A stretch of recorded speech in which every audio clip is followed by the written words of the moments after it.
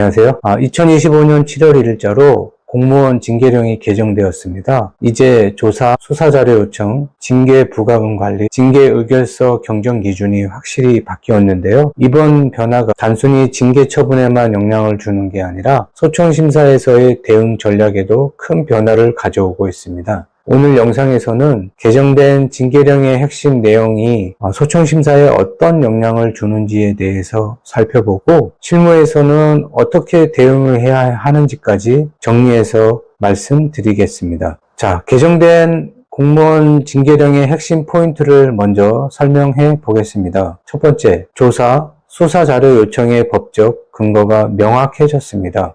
이제 기관이 감찰이나 징계 중인 사건에 있어서 검찰, 경찰, 감사원에 공식적으로 자료 요청을 할 수 있도록 개정된 공무원 징계령에 근거가 마련되었습니다. 두 번째, 징계 부과금 관리 대장 제도가 신설되었습니다. 부과금이 부과되면 납부 여부, 납부 내역 등이 중앙 시스템에 기록 저장되게 됩니다. 이것은 납부 이행 노력 같은 것이 자료로 남게 된다는 것이죠. 세 번째, 징계 의결서의 경정 절차가 명확히 규정되었습니다. 의결서 내용에 오류가 있거나 정정이 필요할 경우 어떤 방식으로 경정하고 누구에게 통지해야 하는지 구체화되었습니다. 자, 다음은 개정된 내용들이 실제 소청심사에 어떤 영향을 주는지에 대해서 살펴보겠습니다. 먼저 조사, 수사 자료가 공식적으로 활용될 수 있게끔 법적 근거를 마련했습니다. 청구인 측도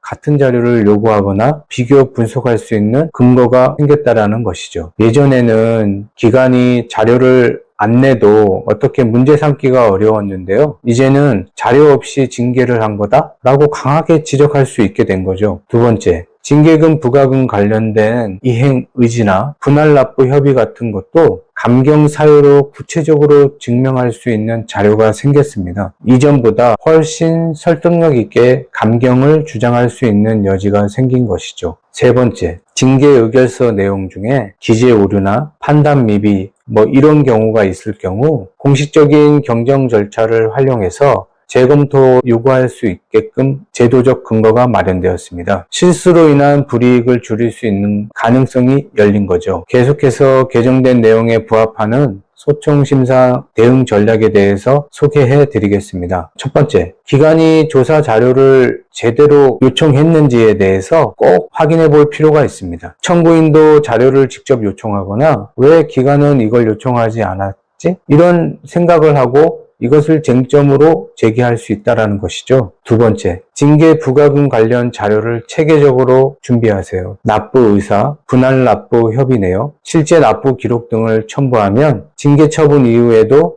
성실히 책임을 이행하고 있다는 점을 소청심사위원회의 감경 논리로서 적용할 수 있게 되었습니다. 세 번째, 징계 의결서를 꼼꼼히 검토하시고 오류가 있다면 즉시 경정 신청하세요. 단순한 수치 오류도 절차 위반으로 연결시킬 수 있기 때문에 좋은 기회가 될 수도 있습니다. 마지막으로 예전처럼 억울하다, 선처를 바란다 이런 식으로만 접근하기는 소청심사에서 좋은 결과를 얻기가 어려운 게 현실입니다. 이제는 법령도 개정되었고 제도도 변하고 시대도 변하고 있습니다. 그에 맞는 실전 소청심사 전략이 꼭 필요한 게 현실이죠. 저희 천우 행정사 사무소는 조사자료 대응, 부과금 관련 대응, 의결서 분석 등 2025년 개정된 공무원 징계령에 맞는 소청 전략을 제공해 드리고 있습니다. 자, 오늘은 공무원 징계령 개정된 내용을 바탕으로 여러분에게 좋은 정보를 드리려고